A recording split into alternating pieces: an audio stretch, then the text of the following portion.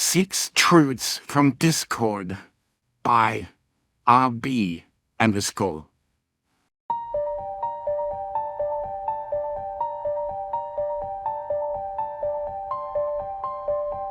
Rainbow Dash in the spiked color.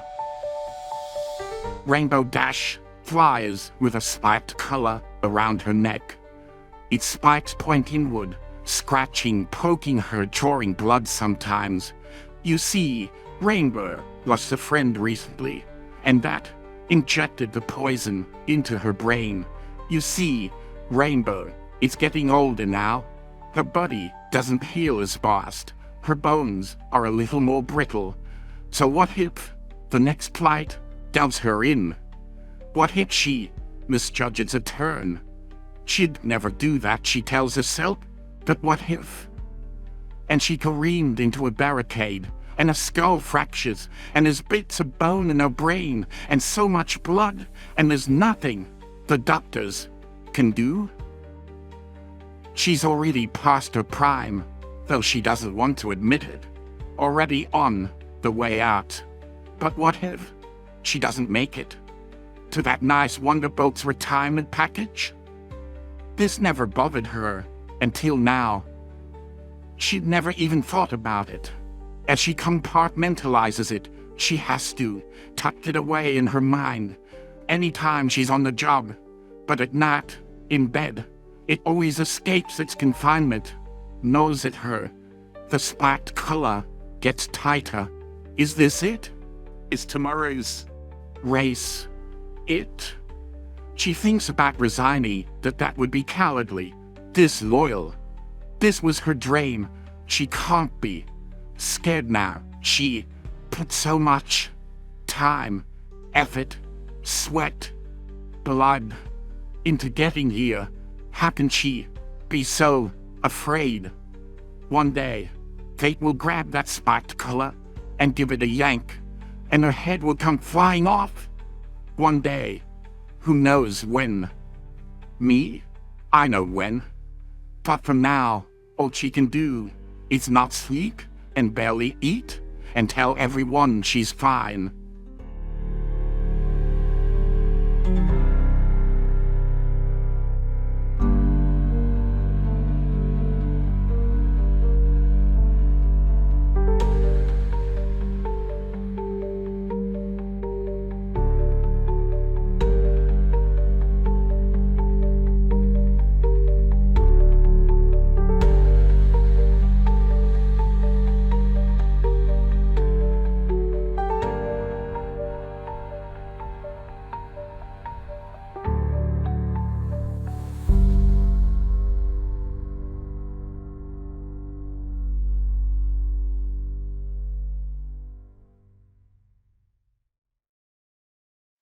Applejack in the 10-foot fence.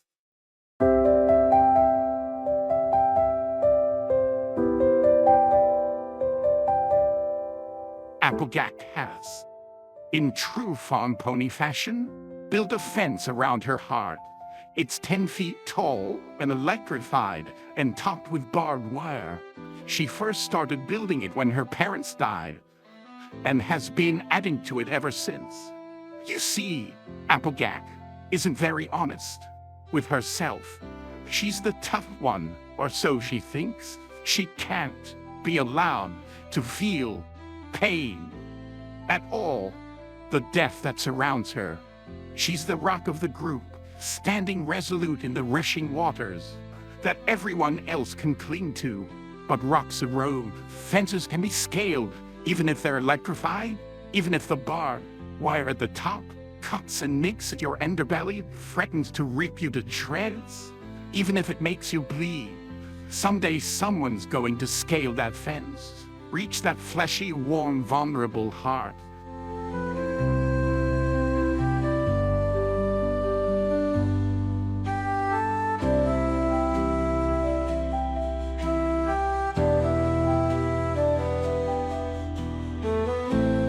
Then the fence itself will come tumbling down, and everyone will be able to see how scared she is. That's what she hopes anyway. That's what she wants. That's what she can't be honest about. Not to herself, not to anyone, but no one ever will. She built it too tall. And when that heart stops beating, that fence, rusty now, will be standing. It will outlast even her.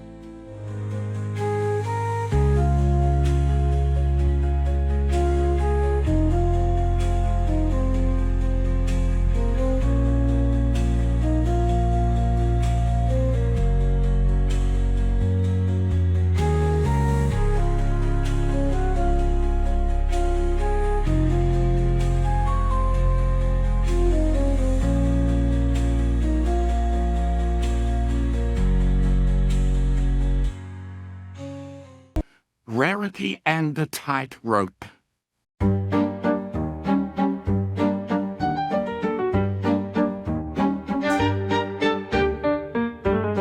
Rarity, though she's only just beginning to realize it, walks a Tightrope. She's been walking it, balancing along, suspended above it all, ever since she made her first sale at the Carousel Boutique. And one day she's going to fall. On one side of the tightrope, the artist. On the other, the business mare. And ne'er the two shall meet. See, Rarity takes great pride in her art, but she also is her own accountant, does her own taxes, runs her own business, a business that's constantly growing, eating up more and more of her time. She's an artist at heart, but being an artist at heart doesn't put food on the table, and it certainly doesn't pay for all the wine.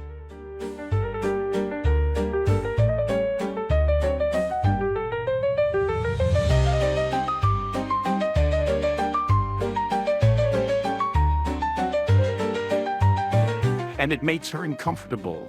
Every time she has to cut a corner, every time she has to compromise on a design, so that it can be manufactured.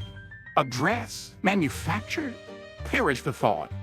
In 3 locations, soon to be 4, soon to be 5 and 6 and 7, soon to be in Griffinstone and Yakistan and Clutchtown and Mount Maurice.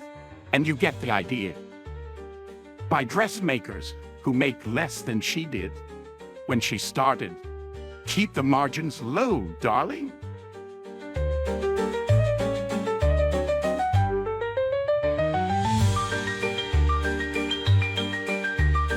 But it arose at her, slowly at her artist's heart, clawing and gnawing, and soon she will fall, one way or the other, from her perch on high.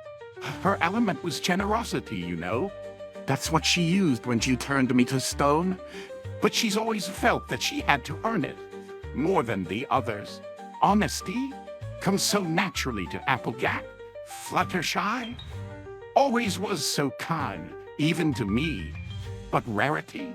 Well, she'd just have to put in the effort, she suppose. That becomes harder to do when you're trying to compete in a cutthroat market. They'll eat her alive if she's not careful. Shows any sign of weakness.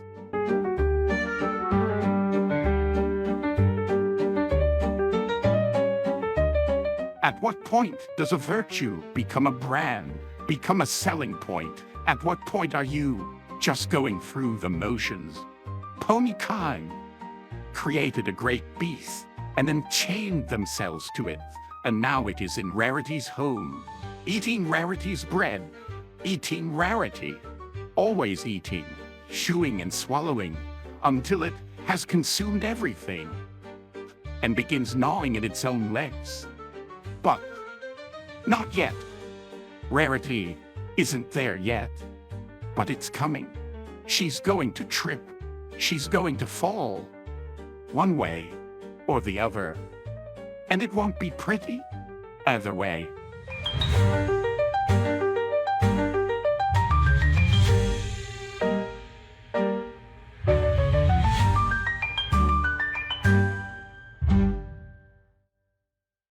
Pinkie Pie and the Joyous Sun.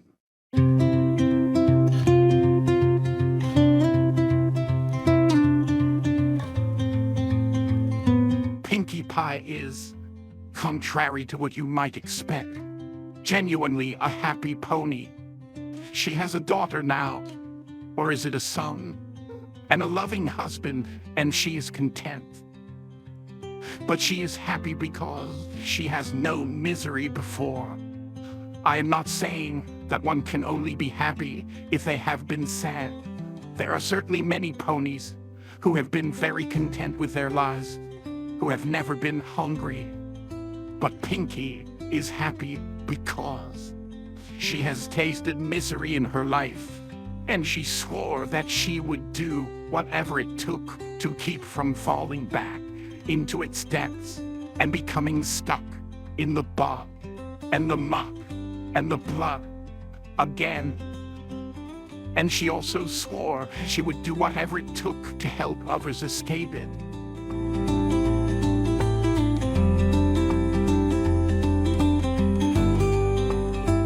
And you're thinking to yourself, she is misguided. Suffering is necessary sometimes. She will shelter that child, and they will grow up fragile. This is not who Pinky is. She knows that to be sad is also equal, that happiness and sadness, joy and misery are both to be welcomed in measured amounts and at the right times. But she also knows that one can be miserable and still be made to smile. And so when her father dies, she will throw a party, not to distract, but to honor and to cherish. And when her mother dies, she will be there to comfort her sisters and talk about all the good times they had together.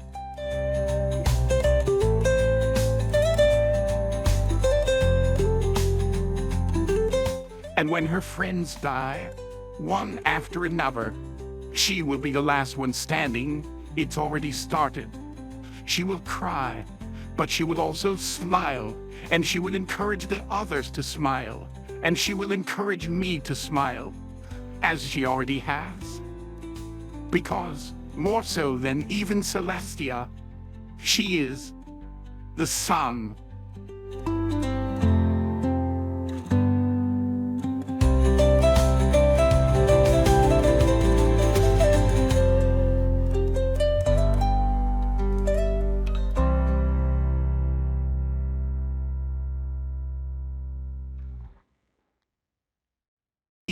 Twilight and the Litten Crown.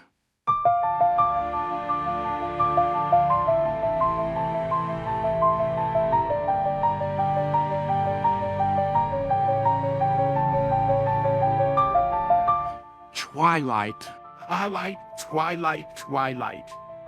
Twilight isn't prepared to rule. The leaden crown sits upon her head, but she does not know its weight yet. She thinks she does. Celestia has been preparing her for this all her life. Cadence is always ready to give advice. Luna will step in if she needs it, even though she does not like rolling. Not really. And sure, Twilight already feels like she's not ready, but she does not know how not ready she is.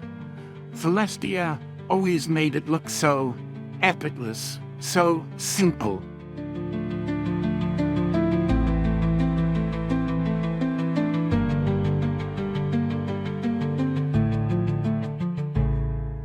Twilight wasn't there for the hundreds of years where Celestia was still learning the ropes. The famines, the skirmishes, the disputes, the plagues. I watched it all from my stone prison, you know. If there is any pony alive who is more qualified to lead Equestria, then I do not know of them. And I know all of them. But ruling, being a good ruler, is something you can only learn through experience. She doesn't know about the turmoil that lies ahead, all the impossible choices she will have to make, the lives she will have to balance against the greater good of her flock. Equestria's future is not an easy one, not for her. She's a god now, among ponies, and one day she'll find out what that truly means.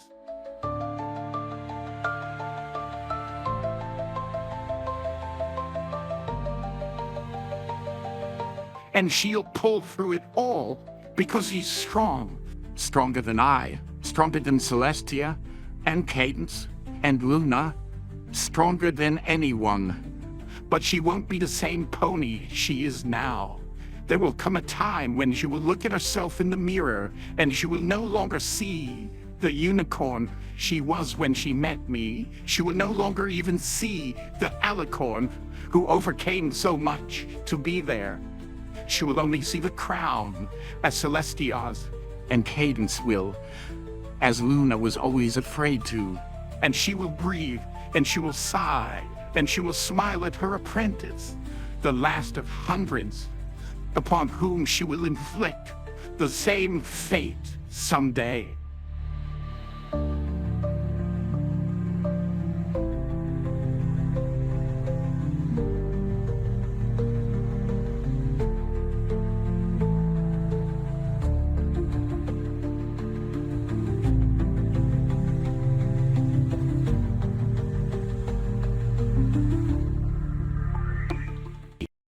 Fluttershy and the box of razor wire.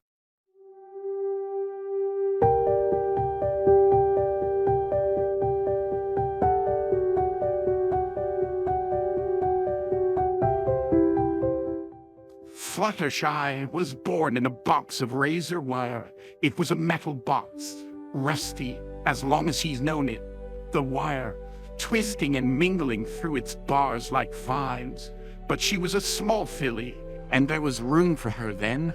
Her mother would come every day to whisper to her, bring her food and water, and sometimes hold her hoof through the bars. And Fluttershy was happy because he knew nothing else. But years went by, and she grew bigger, and sometimes her father would come, and sometimes her brother would come, and she would wonder, why am I the only one in the box?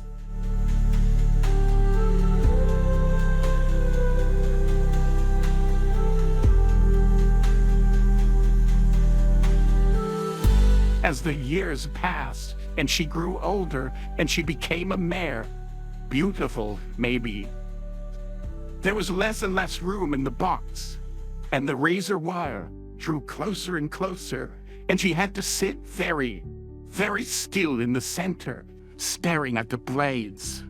And her mother, her father, and her brothers still came around, and she tried to put on a happy smile for them, but the question, the ever-present question, rattled around her skull, echoing, getting louder and louder, and she kept growing and growing.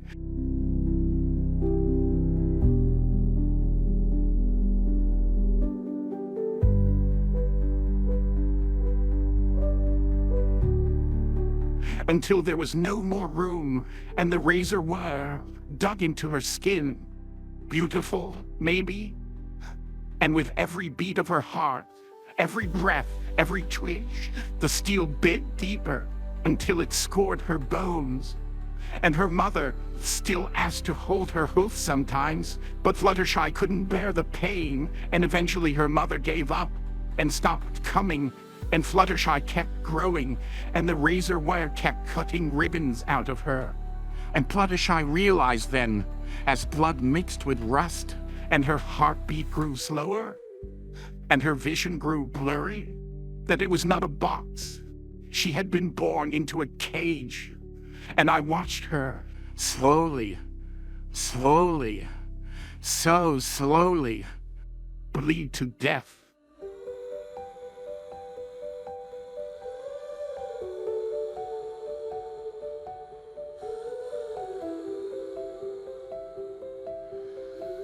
She was, of course, not the only one in a box. All of ponykind is, if you think about it. But hers seemed tighter than most, and I loved her so much. And now I can finally see the bars, the metal, the blaze, closing in on me.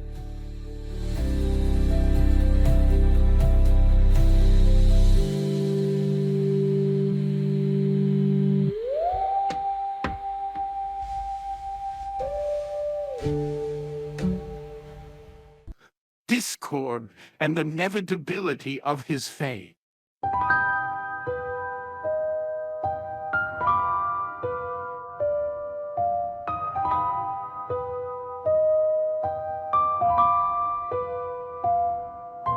The sad part about all of this is that I can do nothing about it.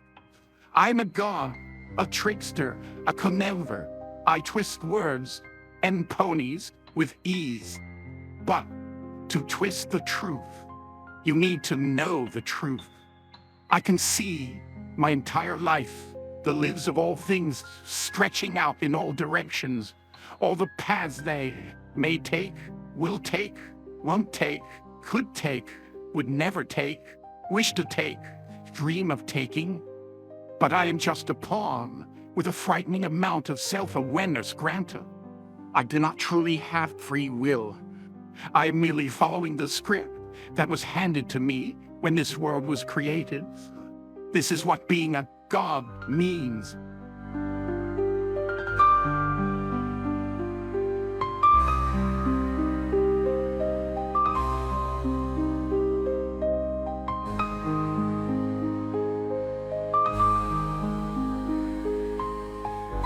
I have tried to fight it, tried to run away, but fate is a stronger force than even chaos. I am not actually that powerful in the cosmic scheme of things. The end to my story was written eons ago, and I can see it. I can see it getting closer.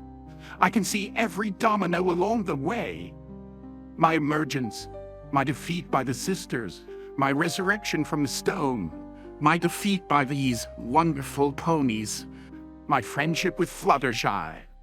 All of it was inevitable. Bullet points on a list that only I can see, that I cannot stop, and I cannot change.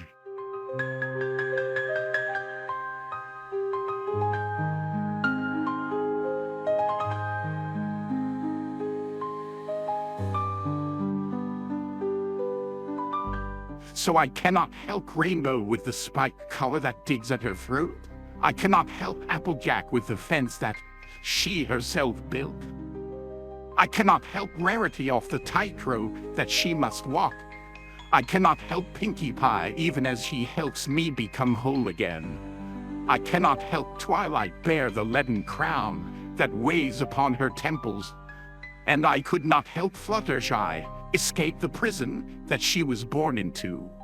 As much as it hurt, as much as I cried, I can do nothing.